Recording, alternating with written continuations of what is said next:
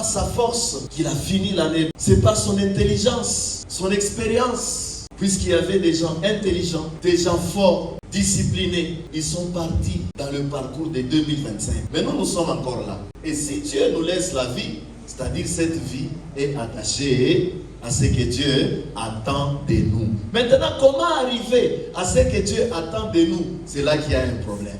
Une personne ne peut pas arriver à ce que Dieu attend de lui si cette personne n'a pas d'abord commencé par faire un bilan de son passé. Même dans les entreprises, dans les gouvernements, les institutions, vous verrez, les gens sont en train de faire le bilan de l'année passée pour voir comment ils ont travaillé. C'est pourquoi nous voulons aussi parler du bilan. Ce n'est pas n'importe quel bilan. L'année s'est écoulée. Et comme l'année s'est écoulée, le temps que nous sommes en train de traverser, comme nous avons dit, une semaine de gratitude. C'est une semaine particulière. Un moment qui n'est pas comme tout le moment, puisque c'est un moment où chacun est invité à faire un bilan de sa vie. Ce n'est pas n'importe quel bilan. Ce n'est pas un bilan matériel. Ce n'est même pas un bilan professionnel. Mais il est question d'un bilan spirituel. Et quand nous parlons de bilan spirituel, c'est-à-dire, on peut l'appeler aussi bilan personnel. Chacun doit faire ses bilans pour connaître qu'est-ce qu'il a fait dans sa vie, qu'est-ce qu'il a accompli ensemble avec le Seigneur en cette année qui vient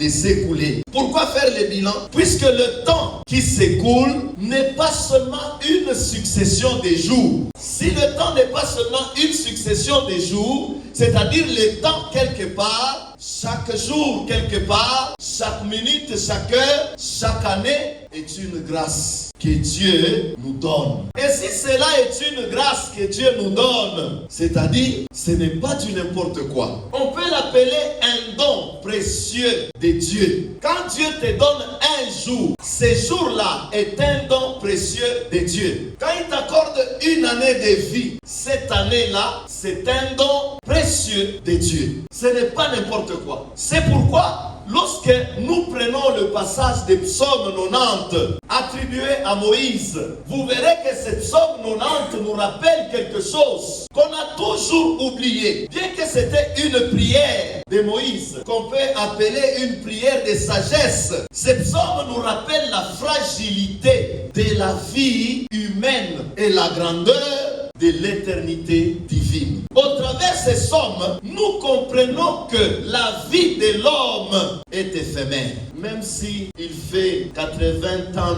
90 ans, c'est rien. Puisque 1000 ans devant l'Éternel, c'est presque un jour. Amen. Alors, si cette somme nous montre ou nous rappelle la fragilité de la vie humaine et la grandeur de l'éternité divine, c'est-à-dire on nous appelle à quelque chose. Prenons maintenant le verset 12. Notre vie est courte, fais-nous comprendre cela. Alors notre cœur sera rempli de sagesse.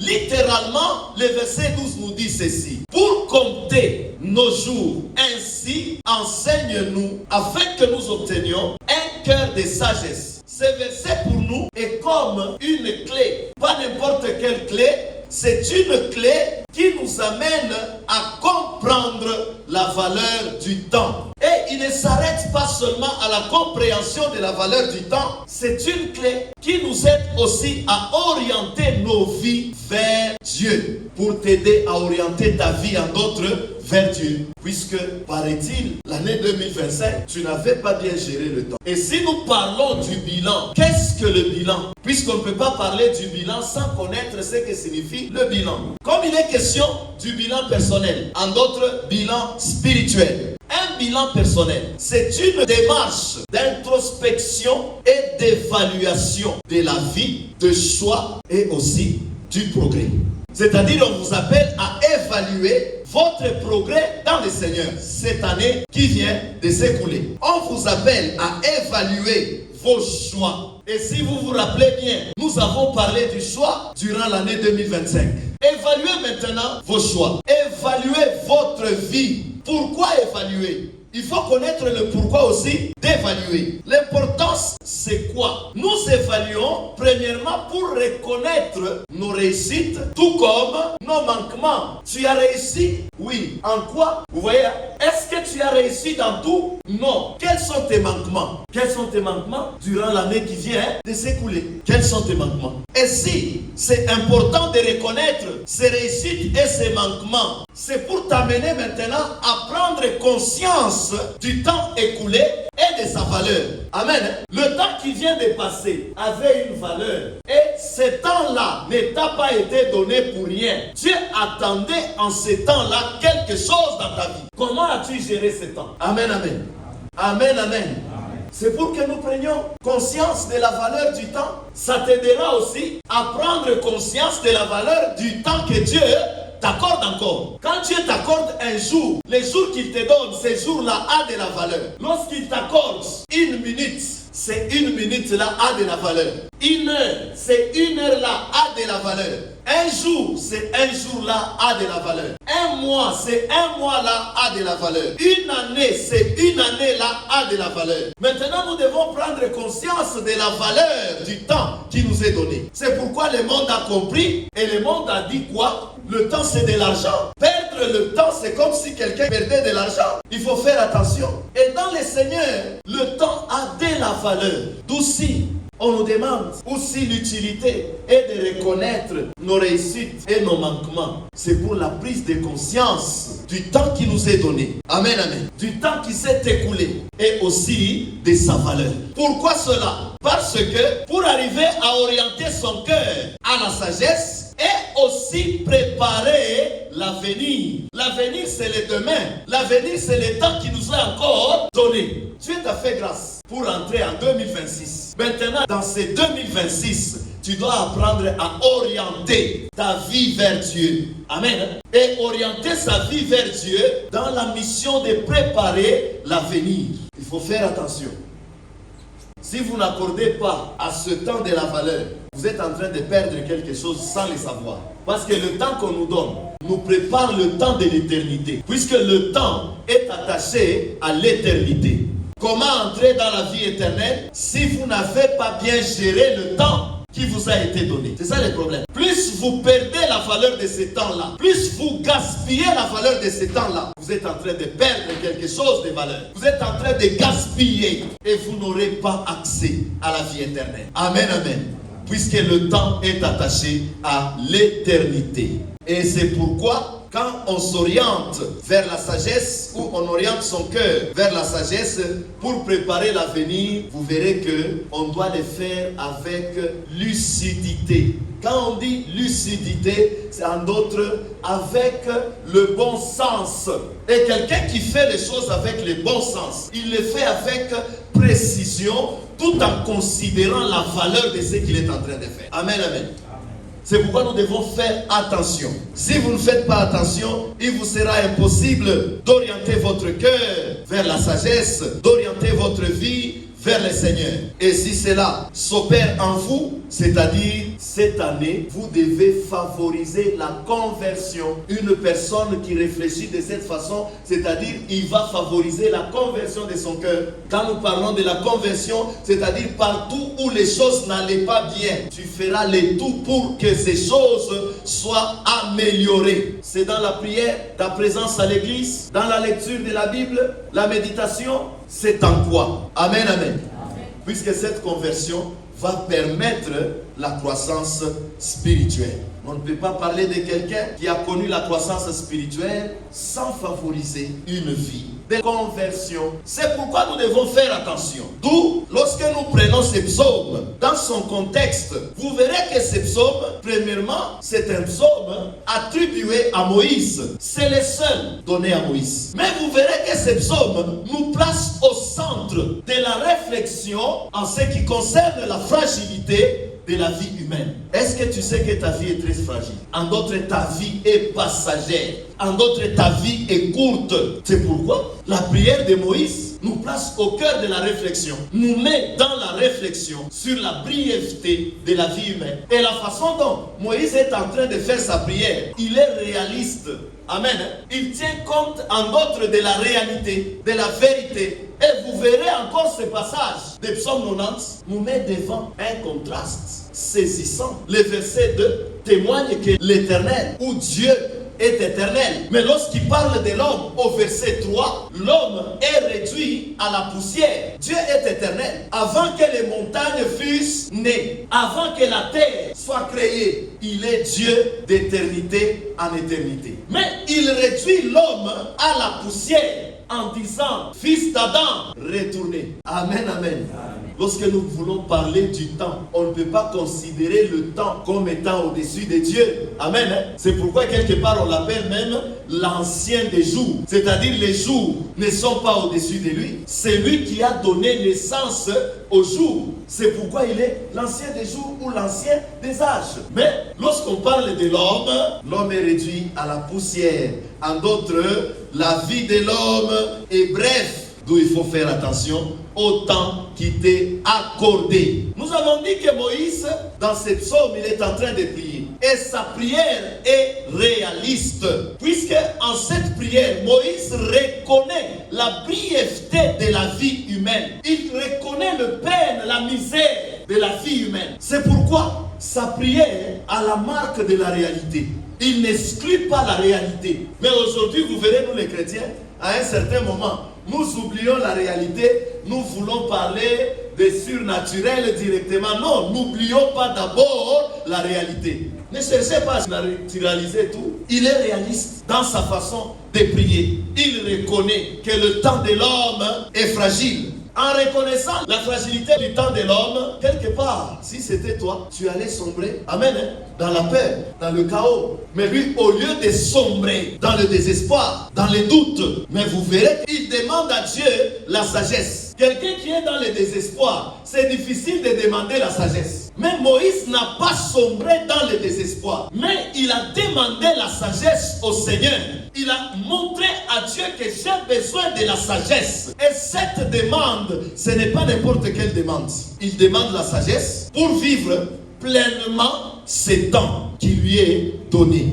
Sans la sagesse, il est impossible de vivre pleinement le temps qui t'est donné. Tu as fini l'année 2025, mais de quelle manière as-tu vécu pleinement ces temps-là? C'est ça le problème. Si tu n'as pas vécu ces temps pleinement, c'est-à-dire tu as perdu le temps.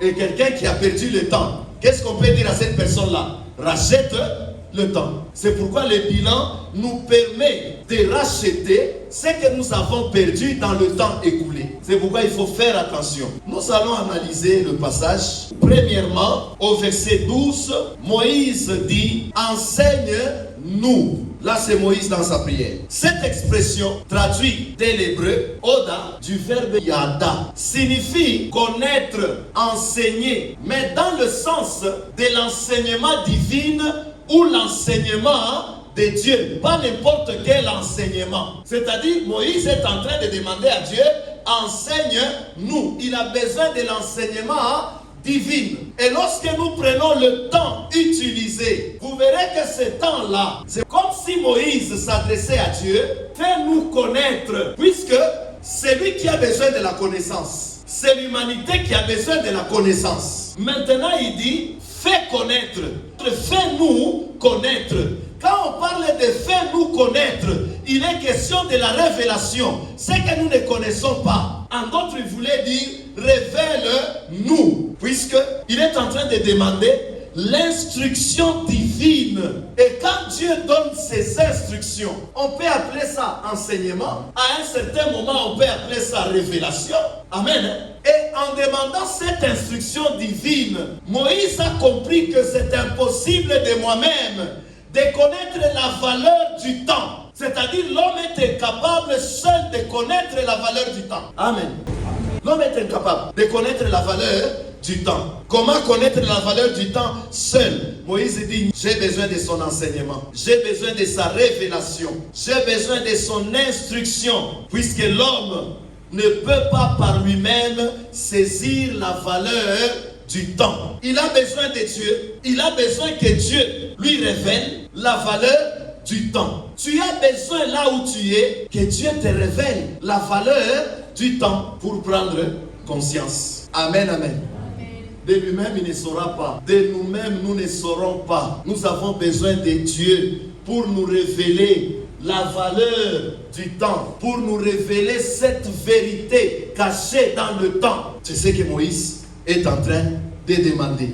Et par là, vous allez comprendre que la sagesse ne commence que par une pédagogie divine, que par l'enseignement de Dieu. Sans l'enseignement de Dieu, il est impossible qu'on soit des sages. C'est pourquoi la crainte de l'Éternel, c'est le commencement de la sagesse. Quand quelqu'un commence à craindre l'Éternel, c'est-à-dire il y a l'enseignement qu'on est en train de lui donner. Et cet enseignement-là amène cette personne à une vie de crainte de Dieu. D'où la sagesse ne commence que par une pédagogie divine. Premièrement, c'est l'expression « enseigne-nous ». Deuxièmement, à compter. Le deuxième mot, c'est compter, traduit du mot hébreu, mana, qui signifie mesurer, compter, tout comme évaluer. Mais ici, il n'est pas question des opérations arithmétiques.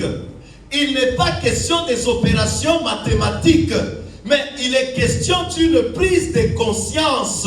C'est ce que Moïse est en train de chercher. Il est question d'une prise de conscience. Quelle prise de conscience? Une prise de conscience qualitative de la brièveté du temps de l'homme. Amen, amen. Il a besoin d'avoir cette conscience que ma vie est très courte, ma vie est brève. De la même façon, toi aussi. C'est pourquoi quand Moïse est en train de demander à Dieu, il demande collectivement. Il nous inclut nous tous. Pas lui seul, pas seulement ceux qui étaient avec lui en ces temps-là. Même nous aussi, nous sommes dans sa prière. C'est pourquoi même aujourd'hui, on peut demander à Dieu, on peut faire cette prière comme Moïse. Amen. Amen.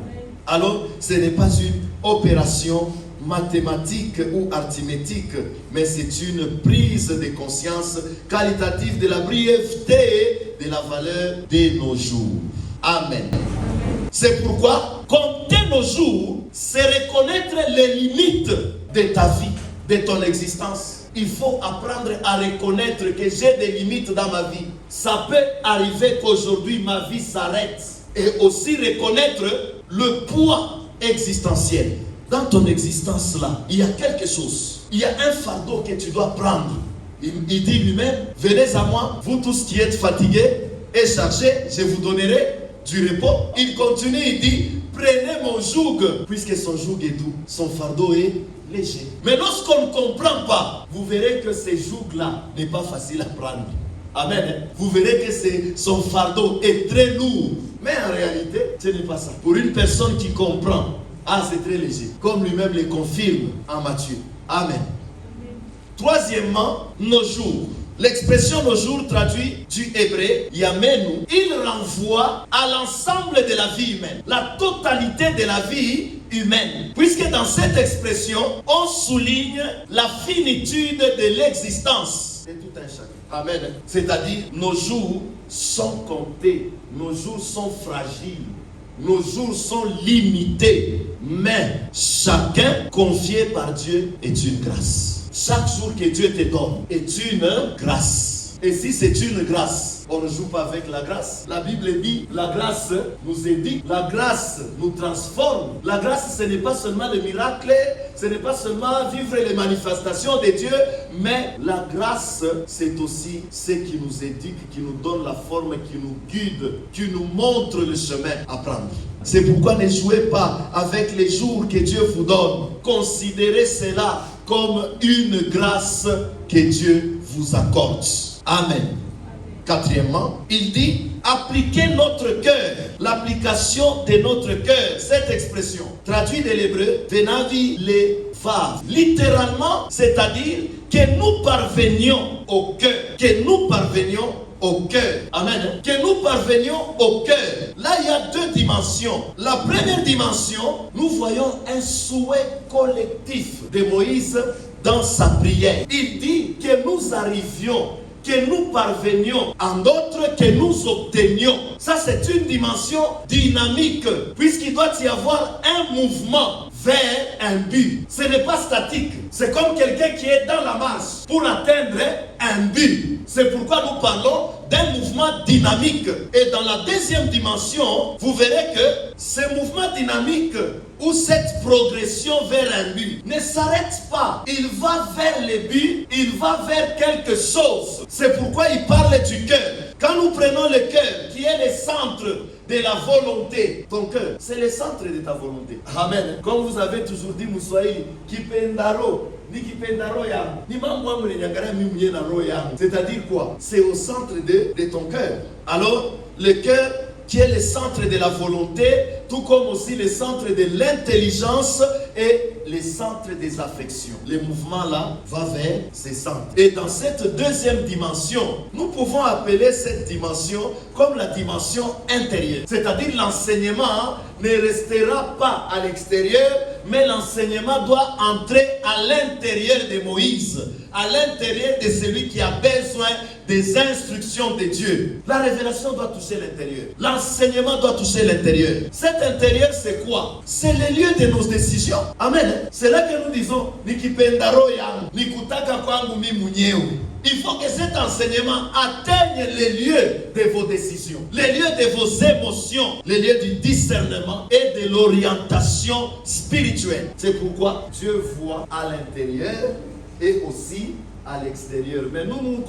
contentons souvent de l'extérieur sans se contenter de l'intérieur. Dieu commence par l'intérieur pour aller à l'extérieur. Même quand il voit quelque chose à l'extérieur, la première des choses, il cherche à connaître d'abord qu'est-ce que l'intérieur a pour juger maintenant ce qui est extérieur.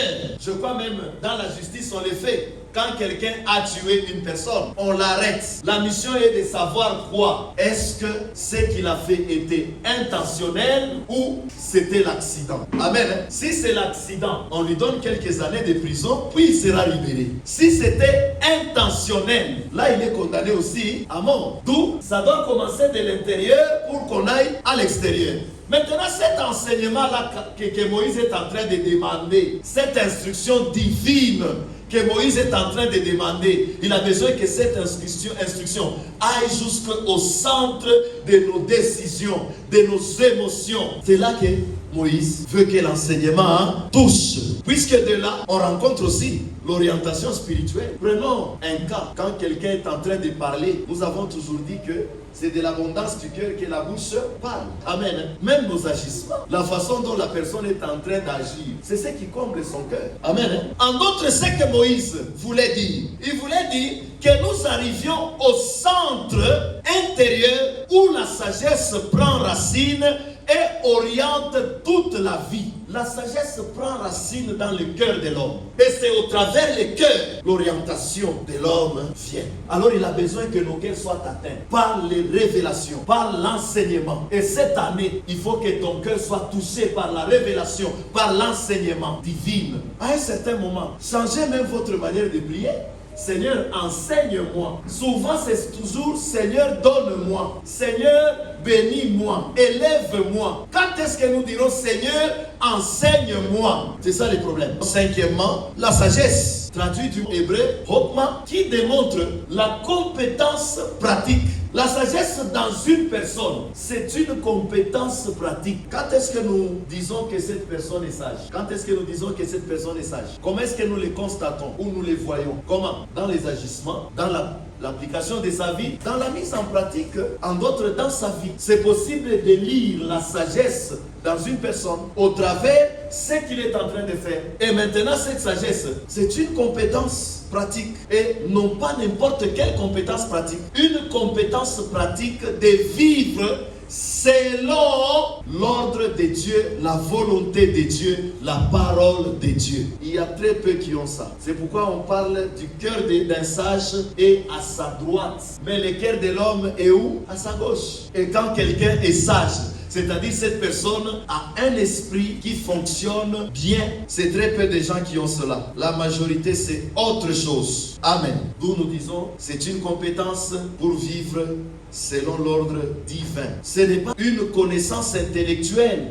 Non, à un certain moment, la sagesse nous démontre comment la personne fonctionne. Amen, amen. Alors, ce n'est pas seulement une connaissance intellectuelle, mais un art de vivre en accord avec Dieu. Quand nous vivons en accord avec Dieu, nous sommes sages. C'est pourquoi quelqu'un qui a reçu le Saint-Esprit, on doit voir cette démonstration dans sa vie.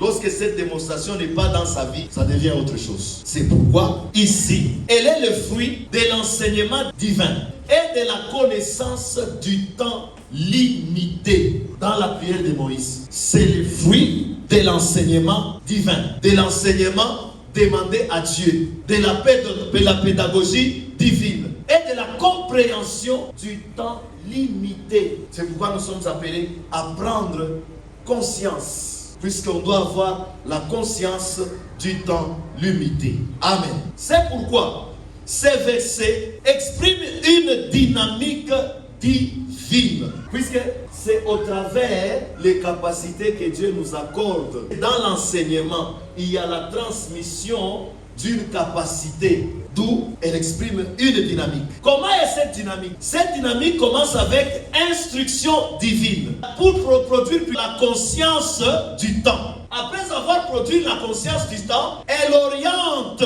maintenant le cœur. Et quand le cœur est orienté, vous verrez que la sagesse sera dans la vie de cette personne. Et là, nous parlons d'une sagesse vécue. C'est-à-dire quoi? Cela veut dire que Psaume 90, verset 12, ne présente pas une idée figée, mais un processus spirituel. Quel est ce processus? Un processus spirituel en mouvement, une progression logique et existentielle.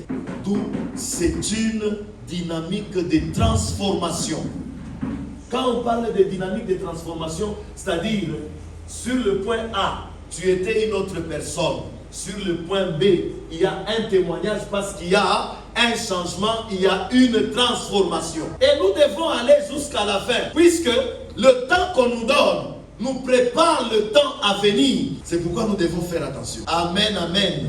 Nous devons faire attention. D'où c'est une dynamique de transformation. Cette transformation commence d'où? De la révélation divine à la pratique quotidienne. De la révélation divine, enseigne-moi. Et la finalité, c'est quoi? La pratique quotidienne. C'est ce que la prière de Moïse nous enseigne. Maintenant, que devons-nous faire? Ce que nous devons faire dans nos vies. Premièrement, regardez où? Regardez où? En arrière. Amen. Pourquoi regarder en arrière? Quand je regarde en arrière, c'est pour reconnaître mes réussites et mes manquements. En d'autres, comme le dit Lamentation, chapitre 3, verset 40, c'est l'examen de conscience. Amen. En d'autres, examinons de près notre conduite et revenons au Seigneur. C'est pourquoi la première des choses, regardons en arrière. Reconnaissons nos réussites tout comme nos manquements. Qu'est-ce que nous avons manqué? Qu'est-ce qui n'a pas été bien fait dans l'année 2025? Fais l'examen de conscience. Après l'examen de conscience, reviens au Seigneur. Jérémie dit revenons au Seigneur. Revenir au Seigneur, c'est pour faire quoi? Quand on revient au Seigneur, le revient là au Seigneur, c'est la repentance. Et la repentance, c'est le changement dans ce qui n'a pas été bien fait. C'est comme si vous prenez la décision que cette année, je vais améliorer. C'est ça revenir. Cette année, je dois changer dans ma manière de me présenter au culte, dans ma manière de prier, dans ma manière de lire la Bible, dans ma manière d'écouter la parole de Dieu. Cette année, je dois changer dans tout ce que je suis en train de faire. Ma façon de voir les choses, ma conception doit changer cette année. C'est ça revenir à Dieu. Après l'examen de conscience, qu'est-ce que tu as trouvé? C'est-à-dire cette semaine, tu dois entrer dans ton labo à toi seul. Deuxièmement, ce que nous devons faire, regarder le présent. Nous devons regarder quoi? Le présent. Et quand on dit regarder le présent, c'est-à-dire quoi? C'est prendre conscience que chaque jour est un don à gérer avec fidélité. C'est-à-dire tu es appelé à vivre dans la fidélité chaque jour qui t'est donné. Puisque c'est un don que Dieu te donne. Tu dois gérer ta journée avec fidélité. Pas en désordre. Pour bien vivre ta journée. Dans le cas contraire, ta journée ne sera pas pleine. Amen. Et lorsque la journée n'est pas pleine, c'est l'échec. Et lorsque c'est l'échec, cette journée peut-elle préparer notre demain? C'est ça le problème. Amen. Nous devons faire attention. Tu dois gérer ça avec fidélité. Dieu t'a donné 2025. Combien de jours? Combien de jours? 365 jours. Comment l'avons-nous géré? C'est ça le problème. Comment l'avons-nous géré? Avec fidélité ou négligence? C'est ça le problème. Et c'est ça même le malheur des enfants de Dieu. Les malheurs de nos églises d'aujourd'hui. Troisièmement, regardez en avant. On commence par regarder en arrière, regarder dans le présent, puis regarder en avant. La vision de l'aigle. Et quand on dit regarder en avant, c'est porter les regards sur l'avenir. Nous devons porter nos regards sur l'avenir. Pourquoi? Pour accueillir la nouveauté que Dieu promet. En rapport avec Ésaïe 43, le verset 19, il nous rappelle ce qu'il va faire sur le point d'arriver. Regardons en avant. En d'autres, accueillons ce que Dieu a préparé pour nous. Ne commencez pas directement par regarder en avant. Commencez d'abord par regarder en arrière. Regardez dans votre présent et puis braquez les yeux en avant. Et vous verrez ce que Dieu fera de votre vie. Ésaïe 43, 19. Voici, je vais faire une chose nouvelle sur le point d'arriver. Ne la connaîtrez-vous pas? Je mettrai un chemin dans les déserts et des fleuves dans la solitude. Amen. Dieu va nous faire du bien. Amen. Cette année. Mais à une condition. Regardez premièrement en arrière. Deuxièmement, regardez dans le présent. Troisièmement, regardez en avant. C'est ce que Dieu nous demande.